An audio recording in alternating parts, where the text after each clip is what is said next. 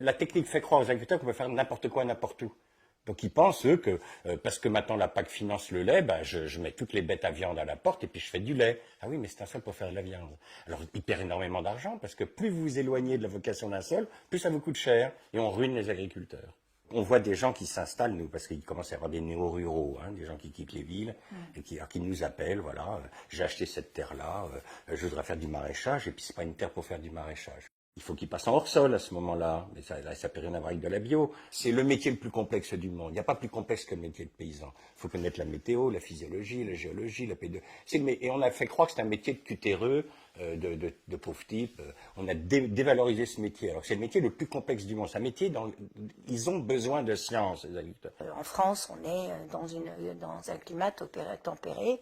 Et je pense qu'il faut retravailler avec les saisons, mais c'est un véritable changement de mentalité, même du citoyen. Si on parle du maraîchage, il faut revenir aux techniques du 19e, parce que le 19e, on produisait 10 fois plus au mètre carré que le maraîchage moderne. On avait 10 fois plus de production. On faisait 9 cultures par an, à l'heure actuelle, on en fait 2. Donc, la production moderne du maraîchage était un recul absolument terrible sur le plan agronomique. Pour vous donner une idée, à la fin du 19e, les maraîchers de Paris nourrissaient 2 millions d'habitants sur 2000 hectares seulement. Maintenant, on est incapable de faire ça, quoi. Et ça, c'était vraiment une vision de deux choses fondamentales qui étaient la rotation et l'association. Ils ne mettaient jamais deux légumes côte à côte identiques. Ils mettaient côte à côte des légumes qui avaient des rythmes différents, on appelait ça la coplantation. Ils mettaient par exemple du radis à côté de la salade, à côté de la carotte, à côté du chou. Ils récoltaient les radis, ça faisait de la place pour la salade, ils récoltaient la salade, ça faisait de la place pour la carotte, récoltaient la carotte, ça faisait de la place pour le chou. Sur le même espace où nous ne faisons qu'une salade, eux, ils avaient déjà fait 4 cultures. Donc il faut arrêter de dire que l'agriculture d'autrefois ne produisait pas, elle était beaucoup plus productive, mais elle demandait une réflexion, elle était vraiment, il fallait connaître les lois de l'association et de la rotation. Ils descendaient tous les matins porter leurs légumes au marché central, et ils remontaient les tinettes des fonds de course, c'est-à-dire tous les excréments, les urines des gens, et ils remontaient tous les excréments des chevaux, parce que les chevaux à l'époque avaient des espèces de robes en cuir sous la queue, qui récoltaient le crottin, et donc les maraîchers descendaient les légumes et remontaient le crottin et les excréments des gens et l'urine. Donc ça a duré pendant tout le Moyen Âge, ça a duré pendant 1000 ans ce système, et on n'appauvrissait pas les sols, pour vous donner une idée, on apportait l'équivalent, un maraîcher apportait l'équivalent de 100 tonnes de matière organique par hectare et par an sur ces terres. Donc c'était un système qui était parfait. On va inventer le tout à l'égout à la fin du 19e, c'est fini, tout part à la mer. C'est-à-dire que depuis 150 ans, l'humanité envoie tous ses excréments, toute son urine dans la mer. Donc c'est plus récupéré par les terres, donc les terres s'appauvrissent constamment. Alors que les anciens, le Moyen-Âge, avaient inventé la notion de cycle. Et ça, c'est la base du maintien de ce qu'on appelle l'agriculture pérenne, durable. C'est une agriculture qui recycle ce qui vient de la terre. Bon, ce qu'on a complètement rompu avec le tout à l'égout. 9 cultures par an, vous voyez, en 12 mois, ils faisaient 9 cultures. Donc il n'y avait pas un moment où le sol était nu. Le sol était toujours couvert et toujours en production. Imaginez par exemple qu'un pays comme le Vietnam se mette à généraliser l'agriculture européenne, ils crèvent tous de faim. Parce qu'ils sont 80 millions d'habitants sur le quart de la France. Heureusement qu'ils ont une agriculture manuelle, extrêmement productive au mètre carré, peu productive par homme. Mais sinon, c'est fini. Ils peuvent plus. Si l'Europe se mettait au système états-unien, les États-Unis sont 300 millions d'habitants sur une surface supérieure à l'Europe au niveau agricole, mais nous, on crèverait de faim. Nous, on est 500 millions d'habitants. Pour faire cette agriculture, même si notre époque peut mécaniser certaines choses, en fait, c'était une agriculture qui était beaucoup plus humaine, qui demandait des gens à la terre. Donc, revenir à ces techniques-là, même de permaculture, même avec un soutien mécanique, il faudra qu'on retrouve des agriculteurs. On a commencé à travailler à la fin des années 90 avec des agriculteurs d'Argentine. À l'époque, on arrivait à leur faire 2 cultures par an. Depuis qu'ils sont passés en OGM avec les sojas résistants au glyphosate, ils sont passés de 2 litres de glyphosate à l'hectare à 12 litres, parce qu'ils ont maintenant des plantes totalement résistantes au glyphosate, et ils ne peuvent plus faire qu'une culture par an. Donc quand les gens nous racontent, quand les prix Nobel nous racontent, on va augmenter les rendements, on va nourrir l'humanité, nous on voit plutôt l'inverse, on voit plutôt s'effondrer les rendements, on voit des sols totalement morts biologiquement, c'est-à-dire que nous, quand on fait ça, il n'y a plus une bestiole, des sols où pourtant on avait développé des techniques de semi-direct sous couvert, on commençait à revoir de la faune, enfin on était vraiment optimistes, si vous voulez, à la fin des années 90, c'est maintenant des déserts, c'est des catastrophes darwiniennes, quoi. Qu'est-ce qu'on a fait depuis qu'on a fait de la génétique? On a décidé d'éliminer toutes les espèces rustiques, toutes les variétés rustiques. On cultivait 10 espèces de blé en Europe. dont des blés qui ne répondaient pas aux engrais. Quand on leur mettait des engrais, ils n'augmentaient pas les rendements. Donc on les éliminait de la génétique. On dit ça, il n'y a pas d'argent à faire avec, donc on les retire. Mais on pouvait imaginer une sélection complètement différente, dire ces blés rustiques qui vivent dans des sols pauvres, ceux-là on va les travailler, au contraire, on va continuer à les sélectionner in situ, dans le champ, et non pas en dehors du champ, pour pouvoir l'améliorer constamment. Et les anciens, qu'est-ce qu'ils faisaient? Dans leur champ de blé, chaque année, ils prenaient les plus beaux épis. Et ces épis-là, ils étaient adaptés au terrain, puisque de toute façon, ils les avaient pris sur le terrain. C'est la grande généticienne McClintock, c'est comme ça qu'elle travaillait sur les maïs. On a refusé de lui donner le prix Nobel pendant des années, parce qu'elle voulait, elle ne travaillait pas en laboratoire. Elle connaissait tellement bien le maïs qu'elle rentrait dans un champ et elle savait prendre les épis qu'il fallait. Et ça mettait en fureur tous les généticiens, parce qu'elle ne travaillait pas de façon, vous voyez, conventionnelle. Elle connaissait de façon sensuelle et elle percevait le maïs. Les agriculteurs ou les maraîchers qui utilisent des variétés paysannes, en fait, vous disent qu'elles sont plus résistantes, elles sont moins sensibles à la sécheresse. Le fait d'avoir augmenté les rendements avec la pétrochimie, l'azote, le phosphore et le potassium, en fait, on a provoqué des plantes avec les peaux plus fines, avec, disons, un métabolisme différent, donc plus sensible à la piqûre des insectes, aux champignons. Donc, automatiquement, plus turgescent, hein, plus gonflé d'eau, donc plus turgescent, plus sensible. Donc à ce moment-là, ils tombent plus souvent malades. Il faut qu'on change notre vision, enfin, de ne pas vouloir des légumes énormes. Il faut revenir à peut-être moins consommer, mais de plus de qualité. Quand vous faites, il y a eu des études qui ont été faites sur la tomate, des tomates travaillées en biologie, donc avec des variétés paysannes et puis des variétés non paysannes.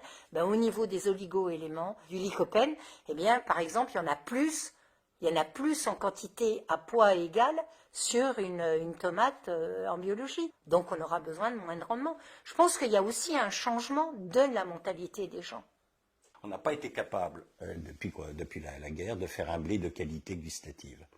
Tous les blés qui font des pains gustatifs sont tous des blés anciens. C'est-à-dire que la génétique s'est focalisée sur l'aspect rendement, elle a complètement oublié l'aspect qualité, l'aspect plaisir. Nous ne sommes pas des animaux, nous ne sommes pas des cochons, nous sommes des êtres civilisés qui aimons la gastronomie et qui aimons manger des bonnes choses. Et il faut que les généticiens tiennent compte que c'est pas le tout de sélectionner une plante, il faut qu'elle soit bonne, il faut qu'elle nous fasse du plaisir quand on la mange, il faut que le pain soit bon, il faut que le vin soit bon, il faut que, vous voyez, ça c'est fondamental. Parce que faire de la pêche dure comme du béton qui se transporte sur 600 km et qui ne nous donne pas plaisir sur la table, quel est l'intérêt de faire ce genre de choses? Après, on dit, les Français, ils mangent plus de fruits, ils mangent plus de légumes. Mais si les Européens ont baissé leur consommation de fruits et de légumes, c'est parce qu'ils sont pas bons. Donc, il faut quand même aussi qu'on n'oublie pas cet aspect adaptation au climat, les zones où on fait des bonnes tomates, les zones où on fait des bonnes pêches, les zones où on fait des bonnes pommes. Je crois que c'est important, il ne faut pas oublier ça. Malgré tout, il y a une urgence à l'heure actuelle, elle est très nette. Avec le réchauffement de la planète, est-ce qu'on aura le même temps qu'avaient ces agriculteurs qui regardaient? Je pense que certains généticiens qui ont conscience, travaillé avec conscience et qui peut-être sur un gène connu de l'augmentation ou la rapidité de la floraison ou de supporter un peu plus la chaleur, je pense qu'on peut, c'est peut-être des voies à ouvrir et pourquoi pas le chercher là-dessus. Par contre, amener des choses qui n'ont rien à voir avec la plante, là, pour moi, c'est non, quoi, parce que là, on joue aux apprentis sorciers. Ça n'existe pas d'amener une levure ou des gènes de poisson pour rendre un fruit plus dur. Autrefois, les anciens, pour ne pas avoir de maladie, qu'est-ce qu'ils faisaient? Ils mettaient plusieurs espèces de blé dans le même champ.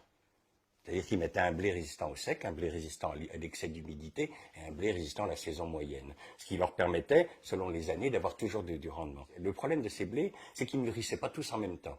Donc on les coupait on faisait des gerbes qu'on coupait à la faucille et on faisait sécher ces gerbes dans les granges, puis ils n'étaient pas mûrs au même stade pour pouvoir les battre. Maintenant, on a des moissonneuses batteuses. Donc comme on a des moissonneuses batteuses, on a supprimé l'association. Autrefois, on mélangeait le seigle avec l'orge, avec le blé, et on n'avait pas de maladie.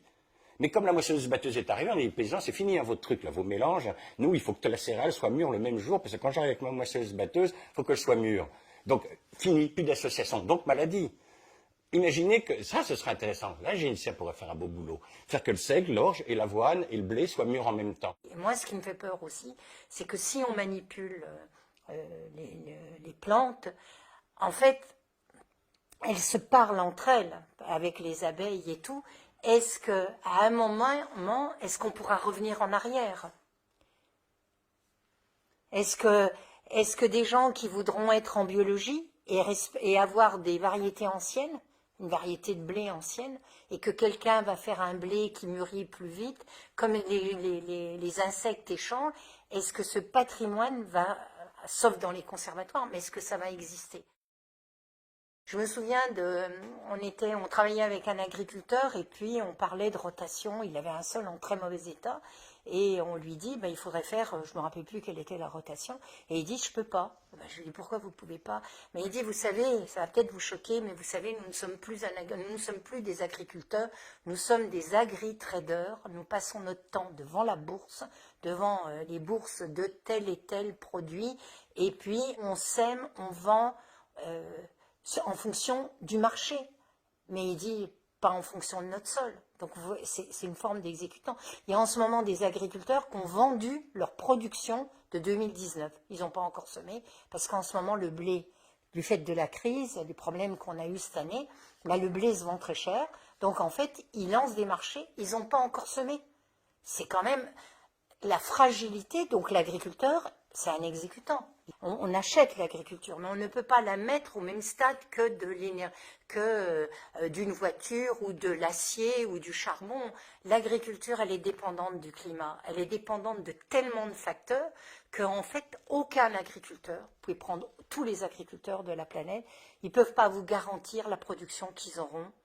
Et le jour où ils mettent le grain de blé ou la tomate ou ce que vous voulez en agriculture, il ne sait pas ce que ça va donner. Il n'a aucune garantie que ça ira jusqu'au blé ou que ça ira jusqu'à la tomate. Parce qu'il peut y avoir sécheresse, ou trop d'eau, ou trop froid, ou la grêle, ou le gel. Et avec le réchauffement climatique et les désagréments du climat, il n'y a aucune sécurité alimentaire et de la récolte. Et on engage des cultures sur des marchés, mais franchement, pour moi, c'est scandaleux. C'est inadmissible. On n'a pas le droit. Et les agriculteurs, comment ils faisaient pour vivre? Comment ils ont fait pour travailler les serres? Ils faisaient de l'équilibre agro-silvo-pastoral. Ils ne mettaient pas tous les œufs dans le même panier. Ils avaient de la forêt pour se chauffer, pour nourrir les bêtes. Ils avaient le feuillage pour nourrir les bêtes. Ils avaient des champs qu'ils cultivaient. Et ils avaient des prairies. Donc ils avaient à la fois des cultures et des animaux. Donc en fonction du climat, de toute façon, ils s'en sortaient toujours. Il y avait toujours une production qui marchait. On dit année de foin, année de rien pour les céréales, mais quand même du foin, on nourrissait les bêtes. Donc maintenant, on leur a dit non, vous êtes spécialiste. Toi, tu feras que de l'élevage, toi, tu feras que de la céréale.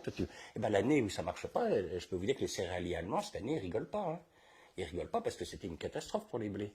Et comme ils n'avaient rien fait d'autre que des céréales, ils vont être obligés, maintenant l'État allemand va être obligé de leur donner de l'argent pour les éviter qu'ils tombent en faillite.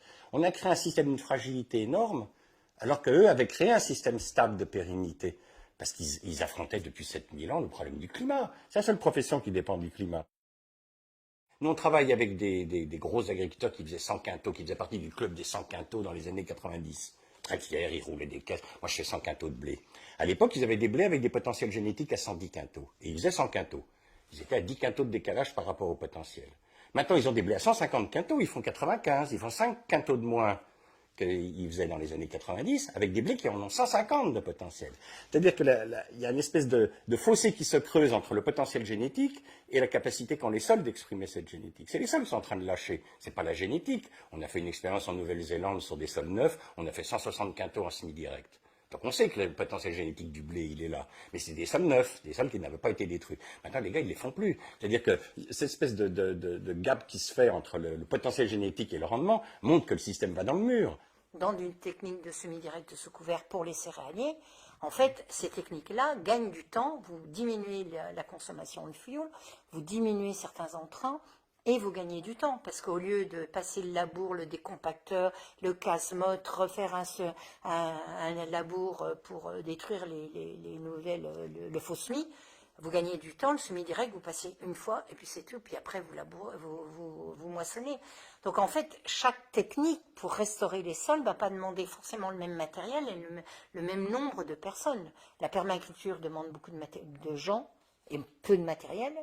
Céréaculture, semi-direct sous couvert, il faut du matériel adapté et peut-être moins de personnes. Mais c'est vrai que la technologie, nous, on a quelqu'un qui est venu nous montrer un appareil qui pourrait nettoyer, désherber dans le rang avec des panneaux solaires et qui pourrait monter. Ça, c'est pourquoi pas? C'est une technique nouvelle. C'est sûr que la technique va aider, mais il faut savoir que ces techniques sont temporaires. Les gens qui passent en semi-direct sous couvert, au bout d'un moment, ils n'ont plus de mauvaises herbes. Donc ces machines-là deviennent inutiles. Elle va les servir pendant les 5 années, 5 à 6 années, pendant lesquelles il faut qu'ils aient créé un couvert suffisamment épais pour qu'il n'y ait plus de levée de mauvaises herbes. Mais après, c'est une matériel qui sera à durée, mais ça sera pratique pour cette période intercalaire. Mais après, une fois que vous avez créé un mur, vous savez, en forêt, il n'y a pas de mauvaises herbes qui poussent. Hein. Parce qu'il y a un bon pas de feuilles mortes. Hein. Donc c'est recréer le système naturel, en fait, hein, d'arrêter de labourer. Mais il faut du temps, parce que comme avec le labour, on a créé des stocks énormes de mauvaises herbes sur 30 cm d'épaisseur, c'est long de vider ce stock. Mais une fois que vous l'avez vidé, après, vous n'avez plus besoin de vos machines. Mais cela dit, ces machines rendront service dans les étapes intermédiaires. Dans leur fond intérieur, il y a beaucoup d'agriculteurs qui savent qu'ils ont la tête dans le mur et que ça va pas et que ça n'ira pas pour leurs enfants et pour le futur. Mais en fait, ils sont dans un tel cercle infernal, ils sont endettés, mais à un point qu'en fait, ils savent pas comment en sortir. Ils savent pas comment sortir. S'ils n'ont pas de subvention, ils peuvent pas s'en sortir. Ils ont besoin de la subvention.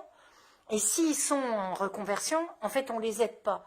Le travail des politiques ou des gens qui pensent devrait absolument aider et subventionner de façon même importante des agriculteurs qui sont prêts à faire une démarche de reconversion, à amener d'autres filières, amener d'autres produits qui seraient sur les marchés pour les soutenir. Parce que les premières années, quand vous avez un sol qui est presque comme là, eh bien, ça pousse pas. Enfin, ça pousse beaucoup moins, les rendements sont plus faibles, c'est plus compliqué. Donc il faut les soutenir. Ils n'ont pas de soutien, ils y vont pas. Les agriculteurs, c'est très difficile de les faire changer. C'est une profession extrêmement conservatrice parce qu'ils ont peur. Ils ont peur de ne pas produire. Ils ont peur de ne pas avoir la subvention. On est en train de parler d'agriculture biologique avec des serres nouvelles ou des gens qui vont dire on va cultiver sans terre. Nous, on a été approchés avec ces nouvelles serres où on n'a plus besoin de terre, où on va utiliser que des solutions nutritives et tout, mais on nous dit que ça va être du bio ou que ça va être la même chose qu'un sol. Au niveau du goût, ça ne pourra jamais être pareil. Et on est en train de voir, pour respecter, en disant on aura moins besoin de fioul, on abîmera moins le sol et tout, on va recycler sans arrêt l'eau, donc on n'aura pas besoin, même s'il pleut pas beaucoup, on va avoir juste un volume et puis c'est tout, va repasser, on la reprendra et ainsi de suite. On va utiliser l'énergie solaire, mais on voit arriver des technologies soi-disant respectueuses de l'environnement, mais qui occultent complètement ce que disait Claude tout à l'heure, c'est la notion du goût. Du goût, c'est le sol qui donne le goût que l'on aime dans les légumes. Sans sol, on ne pourra jamais faire une agriculture goûteuse.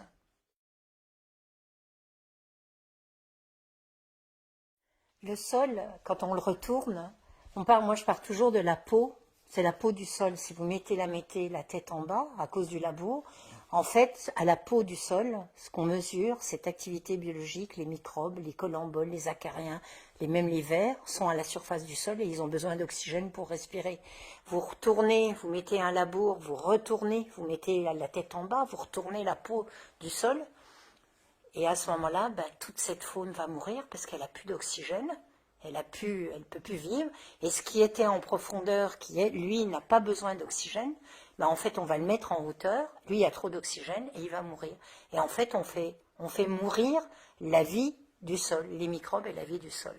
Donc c'est ça qui est absolument dramatique dans le labour aussi, c'est qu'en fait, on détruit les horizons du sol.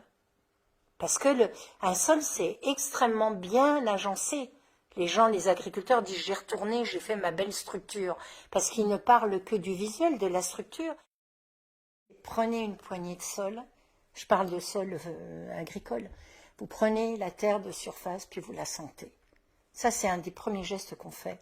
Vous verrez qu'une terre qui est vivante, qui est en biologie ou vivante, elle va sentir bon, elle va sentir la terre. Une terre qui a été détruite, elle ne sent plus rien. Des fois, elle sent mauvais. Un sol pour faire de la viande, dans les zones du Morvan, ça va être un sol qui, en fait, va sécher. L'herbe va sécher en été, donc la vache va maigrir, et puis l'herbe va redevenir grasse en hiver, à l'automne. À ce moment-là, elle va se nourrir, donc la vache va regrossir. Donc la viande, avec ses passages d'amaigrissement et d'engraissement de la bête, eh bien en fait elle va se persiller, elle donnera beaucoup plus de goût à la viande. Une vache, pour faire du lait, il faut que la prairie soit verte tout le temps. Donc la Normandie, on faisait beaucoup de lait. Quand vous avez plus de matière organique, vous utilisez énormément d'engrais, vous avez des sols qui deviennent durs comme de la pierre, il faut irriguer. Et la dernière, l'irrigation, va accélérer la destruction des sols. Plus on irrigue les sols, et toutes les cultures à l'heure actuelle demandent, même la prairie, on demande de l'irrigation, ben en fait on accélère, on continue à dégrader les sols.